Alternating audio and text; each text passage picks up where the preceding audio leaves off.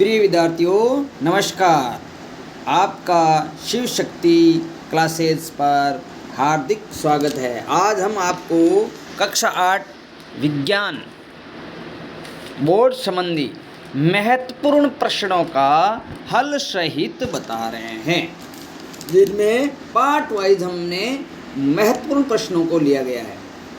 प्रश्न नंबर 1, निम्न में से कौन सा सिंचाई का स्रोत नहीं है? तो इसके अंदर उत्तर आएगा समुद्र। खरीफ फसलों को खालिस्तान ऋतु में उगाया जाता है। खरीफ और रबी की दो प्रकार की फसलें होती हैं, तो खरीफ की फसलों को गर्मी में लगाया जाता है। मृदा उलटने पलटने एवं पोला करने की प्रक्रिया कहलाती है। तो क्या कहलाती है? जुताई। निम्न में से सिंचाई का परंपरागत तरीका कौन सा है? सिंचाई का परंपरागत तरीका कौन सा है? ये सभी यानी सही है। इसके अंदर खालिस्तान विधि सिंचाई की आधुनिक विधि है, तो इसके अंदर छिड़काव तंत्र, हमारे वर्तमान के अंदर छिड़काव तंत्र यानी फव्वारा पद्धति। अब क्वेश्चन नंबर 6, फसलीय पौधों के साथ उगने वाले अवांछित पौधे क्या कहलाते हैं? खरपतवार। क्या कहलाते हैं? खरपतवार। सही है। निम्न में से कौन सा वर्ग रबी फसलों में सम्मिलित किया जाता है? एक फसल होती है खरीफ की, एक होती है रबी की। तो 7 नंबर क्वेश्चन के अंदर सही है। रबी की फसल गेहूं, धान कहते हैं चावल को, और मक्का, ये किसकी फसल है? रबी की, यानी सर्दी के मौसम या गर्मी के मौसम की। अब हम क्वेश्चन नंबर 8 ले रहे हैं। मृदा का समतल खालिस्तान यंत्र से किया जाता है। समतल किस यंत्र से किया जाता है? तो मृदा को समतल हम सुहागा नामक यंत्र से किया जाता है। सुहागा नामक यंत्र से। सिंचाई का समय एवं बारंबारता खालिस्तान में भिन्न होता है। तो किससे भिन्न होता है?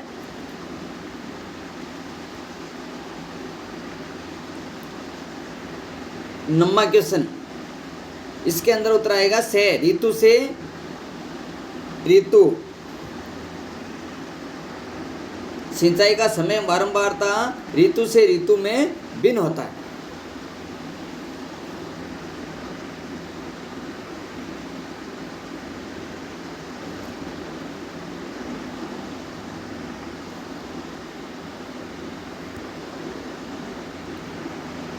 अब हम पकने के बाद फसल को काटना कहलाता है।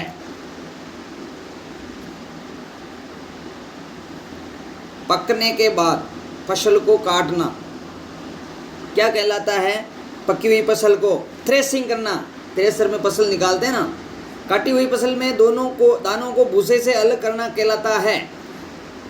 11 नंबर क्वेश्चन के अंदर थ्रेसिंग। निम्न में से कौन सा जोड़ा सिंचाई की आधुनिक विधियां हैं? सिंचाई की आधुनिक विधियां। वर्तमान समय के अंदर सिंचाई किस प्रकार की जाती है? क्वेश्चन नंबर 12 के अंदर उत्तर आएगा छिड़काव तंत्र या ड्रिप तंत्र। यानी अभी हम किससे करते हैं? फव्वारा पद्धति से, जिसके अंदर पानी का छिड़काव होता है, और ड्रिप प्रणाली, बूंद बूंद वाली सिंचाई प्रणाली से हम इसको करते हैं। ये 12 तो छोटे ABCD टाइप। अब हम आपको एक पंक्ति में या एक शब्दों के अंदर उत्तर वाले प्रश्न बता रहे हैं। अति लघुतरात्मक क्वेश्चन। इसके अंदर क्वेश्चन नंबर 1, फसल को परिभाषित करें। ये तो जब एक ही किस्म के पौधे किसी स्थान पर बड़े पैमाने पर उगाए जाते हैं तो इसे फसल कहते हैं। जैसे हम खेत के अंदर बाजरा छिड़कते हैं, या गेहूँ या बाजरा या मक्का, धान, जो भी हम एक साथ छिड़क करके फिर वो फसल उगती है तो उसको कहते हैं फसल। क्वेश्चन नंबर 2, में से सत्य और असत्य लिखिए। गेहूँ एक रबी की फसल नहीं है, तो ये सत्य है कि सत्य, ये असत्य है, क्योंकि गेहूँ एक रबी की फसल है। खरीफ फसलें किन्हें कहते हैं? वे फसलें जिन्हें वर्षा ऋतु में बोया जाता है खरीफ फसलें कहलाती है। और रबी की दो खरीफ की फसलों के नाम लिखो।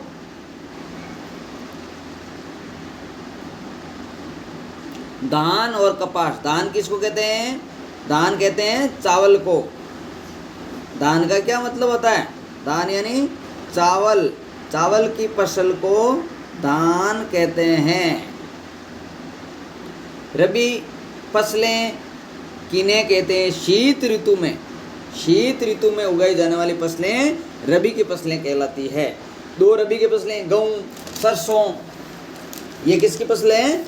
रबी की। बहुत सारी फसलें, गेहूँ है, सरसों है, चना है, जैसे रायडा है, असालिया है, ये किसकी फसलें हैं? रबी की फसलें। उर्वरक क्या होते हैं? वे रसायन पदार्थ जो मिट्टी को विशेष पोषक तत्व प्रदान करते हैं उर्वरक कहलाते हैं। खाद किसे कहते हैं?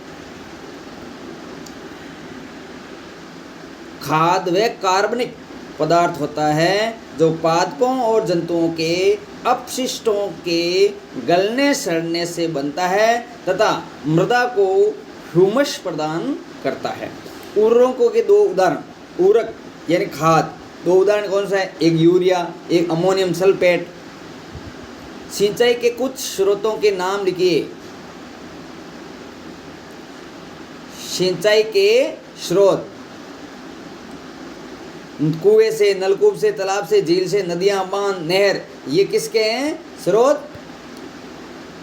ये सिंचाई के स्रोत है। कुएं, नलकूप, तालाब, नीर, झील, नदियां, बांध और नहर आदि। सिंचाई के दो पारंपरिक तरीके लिखिए। रहट, उत्तोलक तंत्र, पारंपरिक यानी पुराने समय से काम लेने वाले। मोट या गिरनी, जो अभी इनको काम में नहीं ले रहे हैं। रहट और मोट या गिरनी। सिंचाई की दो आधुनिक विधियों का नाम लिखिए जिनके द्वारा हम जल का उपयोग मितव्ययता से कर सकते हैं, यानी कम पानी खर्च से भी कर सकते हैं। ऐसी प्रणालियों के नाम बताओ। छिड़काव तंत्र और ड्रिप तंत्र। छिड़काव तंत्र, पानी का छिड़काव फुहारा पद्धति से, और ड्रिप, बूंद बूंद से सिंचाई।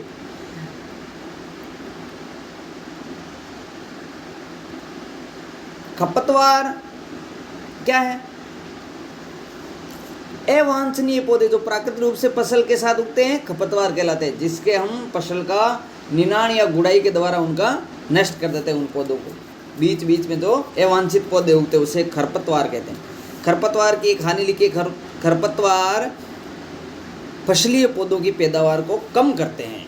निराई किसे कहते हैं? खरपतवार को हटाना निराई, मारवाड़ी के अंदर निनाण। फसल, प्रथम दो कृषि पद्धतियों के नाम लिखिए। प्रथम दो कृषि पद्धतियाँ कौन कौन सी है? मिट्टी तैयार करना और बुआई। पहले हम खेत की मिट्टी को सही करते हैं और फिर उसमें बो देते हैं। बुआई की सबसे उत्तम विधि, सबसे उत्तम विधि कौन सी है बुआई की? तो सीड ड्रिल उत्तम विधि। उत्तम विधि हम किसको कहेंगे? सीड ड्रिल को बुआई की उत्तम विधि कहेंगे। फसल चक्र को परिभाषित करें। एक ही खेत में फलीदार एवं अफलादार फसलों को अदल बदल कर बोना फसल चक्र कहलाता है। एक साल में गेहूं बो दिया जाए, दूसरी साल वहाँ इसबगोल या रायडा बो दिया जाता है, या खरीफ की फसल के अंदर एक बार गवार बोते हैं और दूसरी बार वहाँ बाजरा या मक्की बो देते हैं, या और भी कोई फसल बदल बदल करके बोना फसल चक्र कहलाता है। राइजोबियम जीवाणुओं का कार्य लिखिए। ये वायुमंडल नाइट्रोजन का स्थिरीकरण करते हैं। ये वायुमंडल नाइट्रोजन का स्थिरीकरण करते हैं, जो मोट, मूंग, गवार इन फसलों के पौधों की जड़ों में पाया जाता है।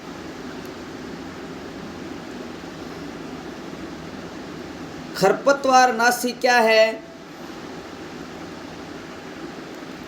खेत में खरपतवार को मारने के लिए जिन रसायनों का प्रयोग किया जाता है उन्हें खरपतवार नाशी कहते हैं। दवाई के छिड़काव के द्वारा हम खेतों में फसल में जो खरपतवार उग जाते हैं, खरपतवार उनको नष्ट कर देते हैं दवाई छिड़काव से, वो जल जाते हैं। फसल को परिभाषित करें, फसल को ऋतु के आधार पर कैसे वर्गीकृत किया जाता है? ये बड़े क्वेश्चन है।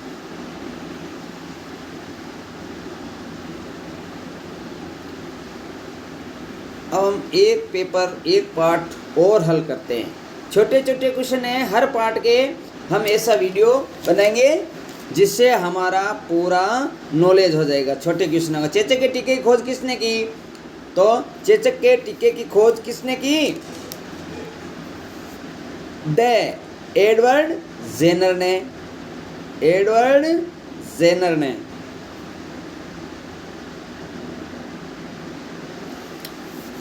सूक्ष्म जीवों को मुख्यतः सूक्ष्म जीवों को मुख्यतः कितने वर्गों में बांटा जाता है? 4 वर्गों में। फलीदार पौधों की ग्रंथियों में पाया जाता है राइजोबियम। फलीदार पौधों की ग्रंथियों में पाया जाता है राइजोबियम। निम्न में से कौन सी बीमारी विषाणु से होती है? विषाणु से कौन सी बीमारी होती है?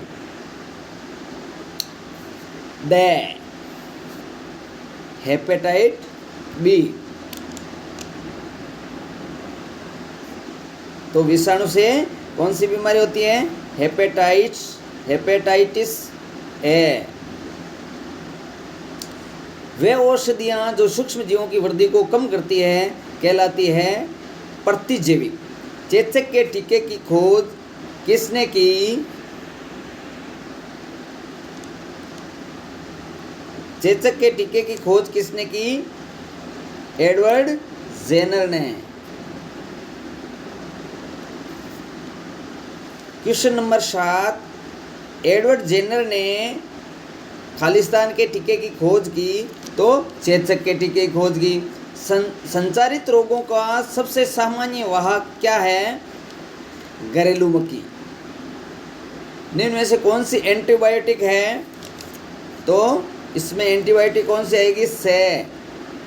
स्ट्रेप्टोमाइसिन। स्ट्रेप्टोमाइसिन ये से मलेरिया द्वारा होता है। क्वेश्चन नंबर 10 के अंदर उत्तर आएगा प्रोटोजोआ।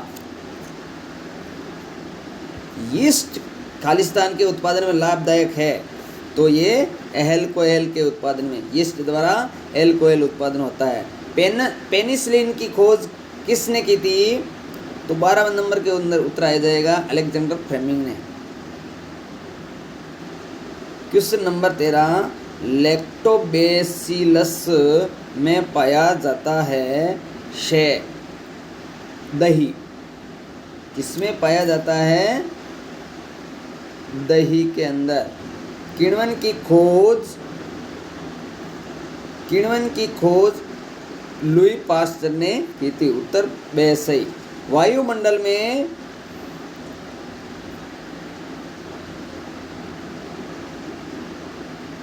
प्रतिशत नाइट्रोजन है? वायुमंडल में यानी कितने प्रतिशत नाइट्रोजन है? 78%। निम्न में से कौन सा संचरणीय रोग है? संचरणीय रोग कौन सा है? तो इसके अंदर आएगा ये सभी संचरण करने वाले, एक स्थान से दूसरे स्थान पर जाने वाले रोग, उपयुक्त सभी। बेसिलस एंथ्रासिस से एंथ्रेक्स रोग होता है। इस जीवाणु की खोज किसने की थी? तो 17 नंबर क्वेश्चन के अंदर रॉबर्ट कोच ने। निम्न में से कौन सा रोग वायरस द्वारा नहीं होता? 18 के अंदर दे सही। मलेरिया ये वायरस द्वारा नहीं होता है।